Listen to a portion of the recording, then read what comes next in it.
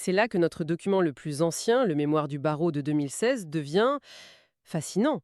Il a été écrit des années avant, mais il jette une lumière crue sur des problèmes systémiques au ministère qui semblent être à la racine de tout ça.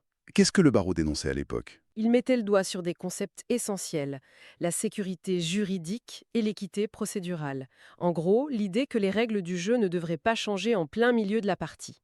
La base de l'état de droit, quoi. On pourrait le penser. Le barreau affirmait que les gens doivent pouvoir s'attendre à ce que leur dossier soit traité selon les règles en vigueur quand ils l'ont déposé. Point. Changer les règles rétroactivement, ce qui ressemble à l'abolition du PEQ sans clause de protection, ça mine la confiance envers les institutions. Et ils avaient des chiffres pour appuyer ça? Des chiffres qui donnent le vertige.